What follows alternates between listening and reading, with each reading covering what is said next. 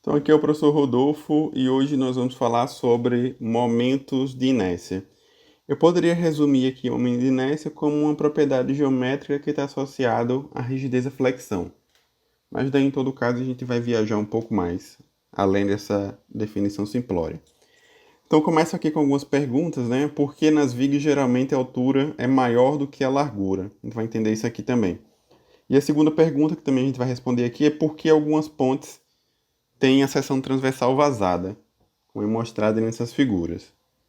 Então vamos lá, antes mesmo de dar o conceito aqui de momento de inércia, vamos viajar um pouco nesse vídeo. Então vamos relembrar algumas coisas de estatística. A primeira coisa é média. Vamos tocar na ferida e vamos falar em notas, né? Então no IFS, por exemplo, a gente tem duas avaliações, uma na primeira unidade e uma na segunda unidade. E a média para aprovação tem que ser 6. Então eu poderia ter um aluno que tirou 7 na primeira prova e 5 na segunda. Então a média aqui seria nota 1 mais nota 2 dividido por 2, onde ele teria a média igual a 6 e estaria na condição então de aprovado. Às vezes a disciplina tem ementa muito grande e aí para as provas não ficarem muito carregadas, é comum a gente dividir algumas dessas avaliações em duas, né? Como o caso aqui, por exemplo, eu poderia ter a primeira unidade uma única avaliação, mas na segunda unidade eu poderia ter duas avaliações, que eu coloquei aqui como avaliação 2A e avaliação 2B.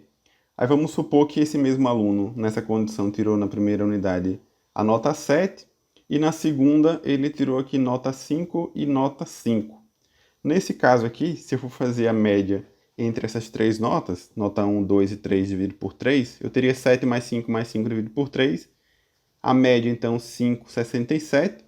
E aí ele estaria na condição de reprovado, né? Já que eu não daria aí o 0,33 para ele passar. Mas é um pouco estranho, porque nesse caso aqui, ele tirou nota 7 na primeira unidade. Aqui também ele tirou nota 7 na primeira unidade. Nesse daqui ele tirou 5 na segunda. E eu posso dizer que na segunda aqui ele também tirou 5. Só que estranhamente a média nesse segundo caso ficou igual a 5,67. Então indica que tem alguma coisa aí que está meio esquisita, né? O que está estranho aqui é porque, no caso aqui dessa segunda maneira, já que eu dividi as avaliações, seria mais lógico que eu colocasse não uma média simples, mas uma média ponderada, onde cada avaliação aqui teria um peso diferente. Então eu posso dizer aqui que a primeira prova teria peso 1, que ela vale pela primeira unidade, mas as avaliações 2A e 2B, elas teriam peso de 0,5. Aí nessa condição, sim, a média dele passa a ser 6, que era o justo, né? O lógico, e aí nessa condição ele seria então aprovado. E por que que eu estou falando nisso, né? O que é que isso tem a ver com o momento de inércia? A gente vai chegar lá já já. Então, aqui é só para dizer, né, que eu tenho o caso da média ponderada, que nesse meu caso aqui seria o somatório das notas vezes o peso de cada nota, dividido aí pelo somatório total dos pesos. Se vocês prestarem bem atenção, que a gente fez no vídeo anterior para calcular o centro de gravidade, as equações que a gente chegou foram essas aqui, né, para calcular o CG em relação ao eixo x e ao eixo y, respectivamente. A equação é bem parecida com o caso aqui da média ponderada. Então eu poderia definir, né, o centroide como sendo a posição média de todas as partes da seção transversal, ponderada de acordo com a área de cada parte. Veja que nesse caso aqui, quem está dando o peso, né, para calcular o CG seria o valor da área. Então o centroide seria uma média no qual o peso seria a área. E do mesmo jeito aqui o centro de gravidade é a posição média de todas as partes do objeto em análise, ponderada de acordo com o peso de cada parte. Bem interessante, né? E a inércia? Antes de falar nela, vamos mais um pouco aqui de estatística. Ainda mais uma vez, tocando na ferida, que é o caso das notas, né? Então vamos supor que eu tenho uma turma aqui que tem 20 alunos, e aí as notas foram espaçadas conforme esse gráfico está indicando aí. E a média nessa minha turma, somando todos os valores aí, tirando a média, eu encontrei que a média foi igual a 6,5. E tem uma segunda turma, vamos dizer que é de outro semestre, né? Ou de outra disciplina poderia ser.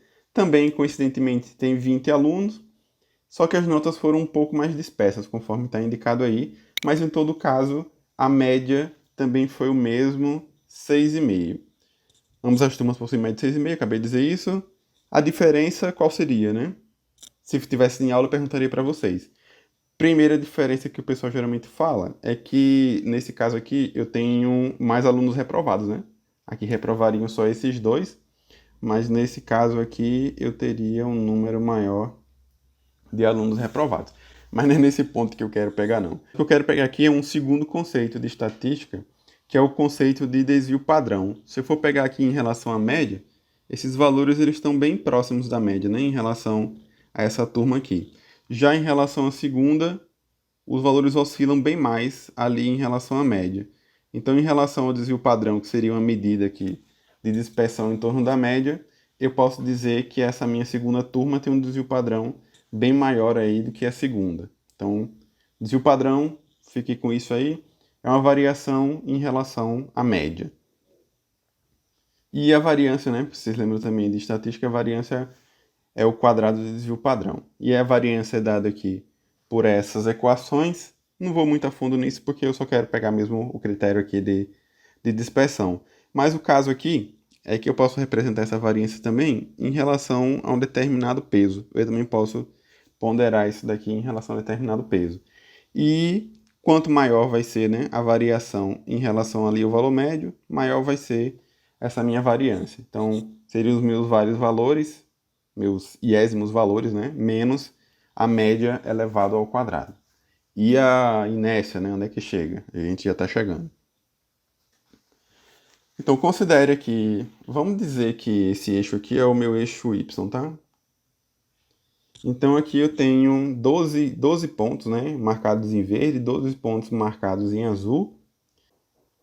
Pergunta, a média desses 12 pontos aí individualmente, elas são iguais? Eu acho que todo mundo deve concordar que sim, né? Essa primeira aqui, a média, seria 20, e no segundo também aqui a média seria 20. Então, as médias realmente são iguais. Pergunta, tem a mesma variância?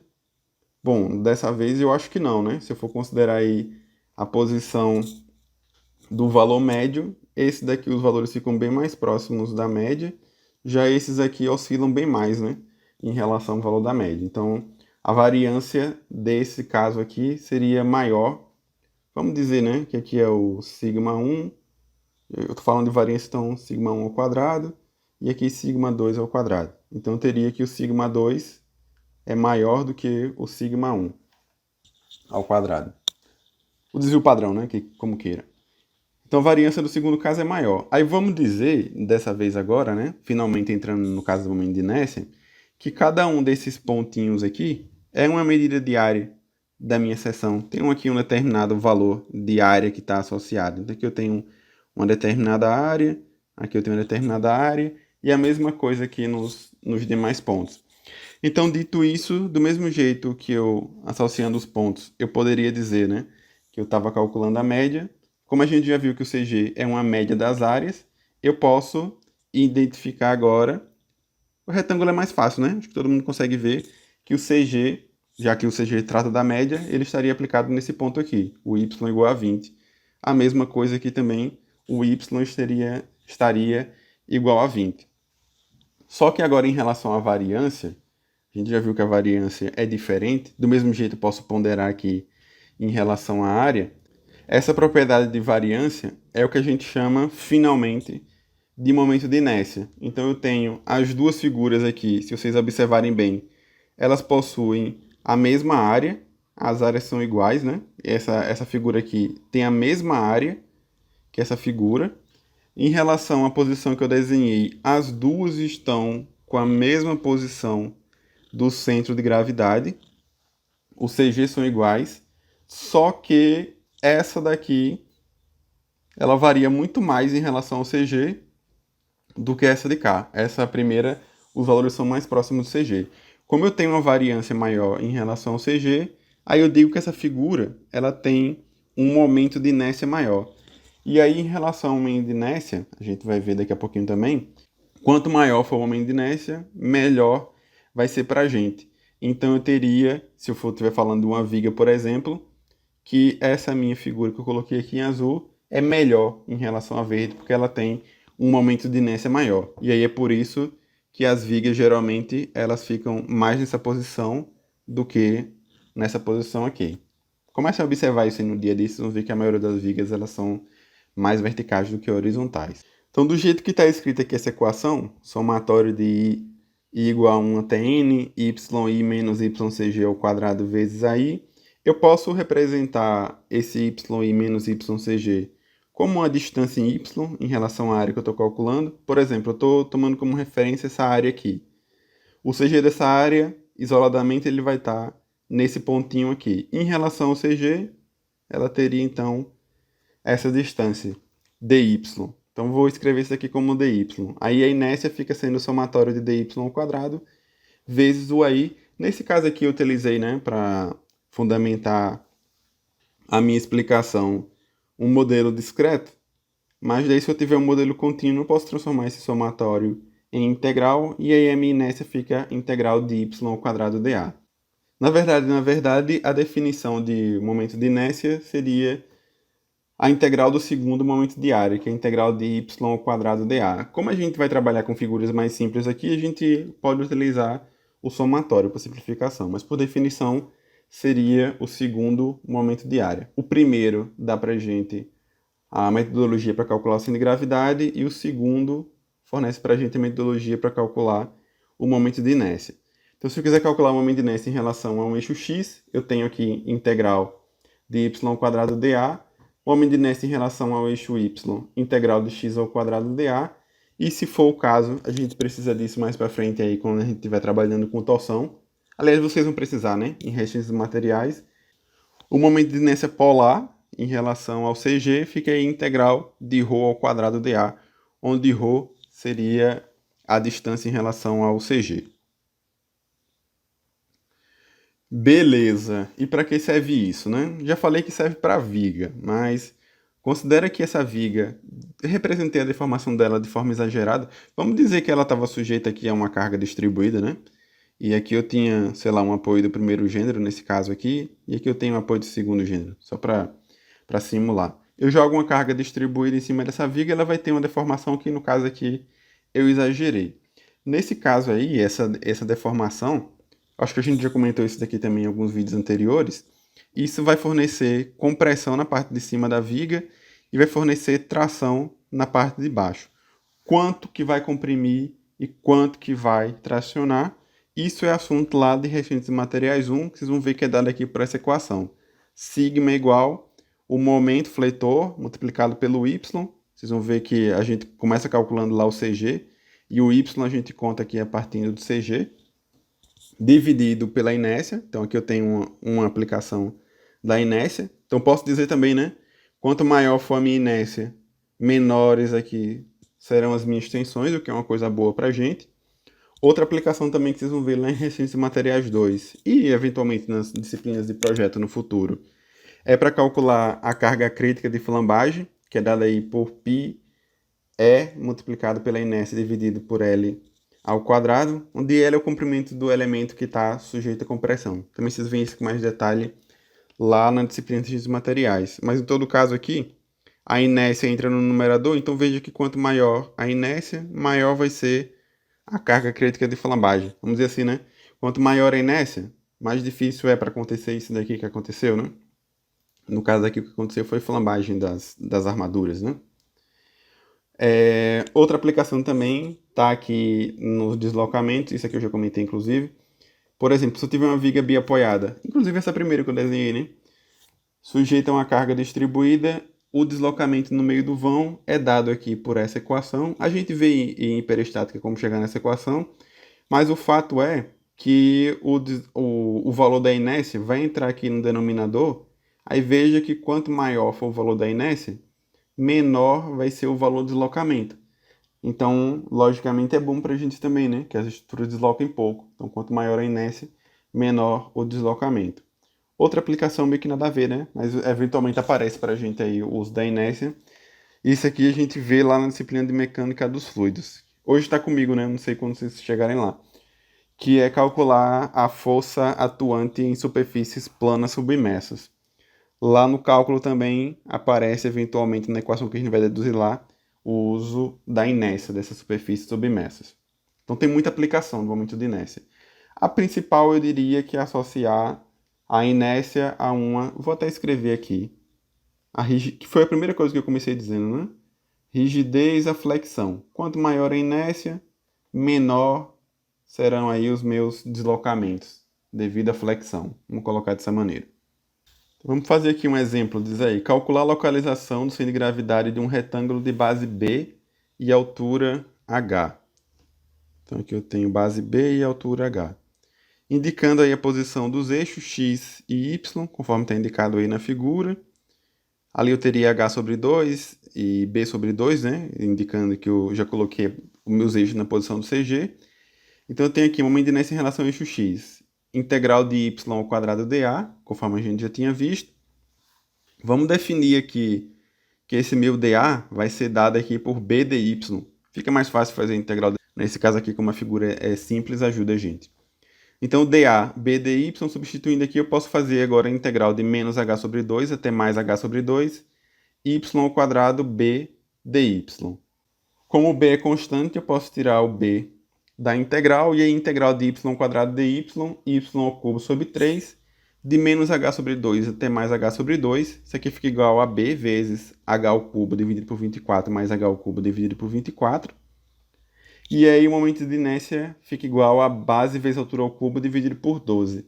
Então a inércia do retângulo, base altura ao cubo dividido por 12. Isso em relação ao eixo x. Fazendo aqui a mesma coisa agora em relação ao eixo y. O momento de inércia em relação ao eixo y vai ser igual ao integral de x ao quadrado dA. Vamos dizer agora que o nosso dA vai ser igual a h vezes dx. Aí fica a integral de menos b sobre 2 até mais b sobre 2, x ao quadrado h dx. H é constante, eu posso tirar da integral. Integral de x ao quadrado, x ao cubo sobre 3, no intervalo de menos b sobre 2 a mais b sobre 2. Eu encontro aí de forma similar que o momento de inércia em y vai ser igual a h vezes b ao cubo dividido por 12. Beleza, né? Aqui eu tenho a inércia de outras figuras geométricas comuns. No caso, o retângulo a gente acabou de fazer, base altura ao cubo dividido por 12. Ou altura vezes base ao cubo dividido por 12. No caso do triângulo, base altura ao cubo dividido por 36, se for em relação ao eixo x. Em relação ao eixo y, altura vezes base ao cubo dividido por 36. Para o quarto de círculo, o momento de inércia é igual a πr elevado a 4 dividido por 16, com os eixos na posição que foram indicadas. Perceba que ele é o único que não está indicado em relação ao CG, que as equações ficam um pouco mais feias, né? Vamos dizer assim, se eu for calcular em relação ao CG. Mas por conveniência, é só depois a gente fazer a transferência dos eixos, quando for o caso, que é o que a gente vai ver também daqui a pouco. E em relação à circunferência completa, o momento de inércia em relação ao eixo x é igual ao y, que é igual aí πr a quarta dividido por 4. Então esses são os momentos de inércia de figuras geométricas comuns. O que a gente vai utilizar aqui mesmo é esse teorema dos eixos paralelos, que a gente vai trabalhar com figuras compostas. Como, por exemplo, essa figura aqui em formato de L, que eu poderia dizer que são dois retângulos, um do lado do outro. É fácil para identificar aí a posição do CG dos dois retângulos, que eu estou chamando aqui de CG1 e CG2, e aí estão indicados também, né, como os eixos locais x1, y1, x2 e y2. É fácil também identificar a momento de inércia em relação a esses eixos locais. x1 e y1 seria base vezes altura ao cubo dividido por 12, né? Ou altura base ao cubo dividido por 12. Em relação às dimensões do primeiro retângulo, é a mesma coisa também para o segundo. Só que aí é do nosso interesse calcular qual é a posição do momento de inércia dessa figura composta. E aí, para fazer isso, a primeira coisa é calcular a posição do CG da figura completa, né? Da figura composta. Isso aqui a gente já sabe fazer, a gente viu aí no vídeo anterior. XCG, somatório de x e aí dividido pelo somatório das áreas, e o YCG, somatório de y e aí dividido pelo somatório das áreas. Aí vamos dizer que eu já calculei a posição do CG, porque isso aí vocês fazem, que isso aí é muito fácil. E aí, em relação à figura 1, eu tenho ali que o meu CG da figura 1 em relação à figura total tem uma distância em x que eu estou chamando de dx1, e tem uma distância em y que eu estou chamando aqui de dy1. Aí vamos dizer também que a minha inércia da minha figura completa, ela vai ser dada aí pela contribuição da minha figura 1, se já não for óbvio, né? Minha figura 1 é essa aqui, e mais uma contribuição aí da minha figura 2, que é o meu ix' e x2' que eu coloquei ali. Para cada figura individualmente, eu tenho que o x é igual ao integral de y ao quadrado dA. Então vamos ver aqui como é que ficaria para a figura 1 e depois a gente expande o raciocínio para outra figura. Então, para a figura 1, o momento de inércia em x seria igual integral A1, porque é a área da figura 1, y ao quadrado dA. Estou tomando como referência aqui o eixo y global, né? Vamos colocar assim. E aí, pela figura, veja que eu posso reescrever essa distância em y de um ponto qualquer. Vamos dizer, sei lá, um ponto que está aqui, por exemplo. Esse pontinho aqui. Eu posso dizer que essa cota aqui é y, como eu posso dizer também que essa cota vai ser igual dy1 mais o valor aqui do y1, associando lá ao meu eixo local. Então, fica aí que a minha inércia vai ser igual a integral de A1 e y1 mais dy1 ao quadrado de A1. Resolvendo aí esse produto notável, eu tenho que isso aqui vai ser igual a integral de y1 ao quadrado mais duas vezes y1 dy1 mais dy1 ao quadrado dA. Vamos separar aqui essa integral porque a gente chega em algumas conclusões interessantes aqui. Então, separando aí, eu fico com a integral de y ao quadrado dA1 mais duas vezes dy1 integral de y dA1 mais distância em y ao quadrado integral de dA1. O que é que eu tenho aqui? Primeiro que isso daqui vai ser igual a zero, né? Porque integral de y dA, isso daqui define a posição do centro de gravidade. E como está todo mundo aqui em relação já ao eixo 1, em relação ao eixo 1, o meu CG já está igual a zero. Então, esse termo aqui vai ser igual a zero. E eu tenho ainda aqui, sobrou integral de dA, isso daqui é a própria área 1. Então, eu posso reescrever isso daqui, inclusive, né? É o momento de inércia em relação lá à figura 1. Então, o momento de inércia, a contribuição, né, do momento de inércia da figura 1, na minha figura completa, vai ser dada aqui pelo momento de inércia da figura 1 em relação ao seu eixo local, mais a área da figura 1 multiplicado aí por dy1 ao quadrado. Eu poderia fazer a mesma coisa para a figura 2, mas obviamente eu chegaria na mesma conclusão. E aí, se eu tiver mais de uma figura, né, 2, 3, 4, 5, n figuras, eu posso dizer que a minha inércia em x vai ser igual o somatório de igual a 1 até n das minhas inércias individuais, né, dado lá pelo aquele slide anterior, e mais a área de cada figura, multiplicada aí pela distância do CG em relação à direção y. Então, dy ao quadrado. O mesmo raciocínio eu poderia aplicar também em relação a calcular uma inércia em relação à direção y. Teria, né, o somatório de igual a 1 até n de momento de inércia em y mais área vezes distância em x ao quadrado. Assim, né, voltando lá, já estava esquecido até. Voltando lá ao começo, por que é que as pontes eventualmente têm a seção vazada, como essa que está identificada aí, né? Então, a gente precisa aí de um pouco de sentimento do engenheiro, né? Vocês conseguiriam me dizer aí, olhando para essa figura, aonde é que está o centro de gravidade dessa figura? Pense um pouquinho aí. Pausa o vídeo aí e pense um pouquinho onde é que está o centro de gravidade dessa figura.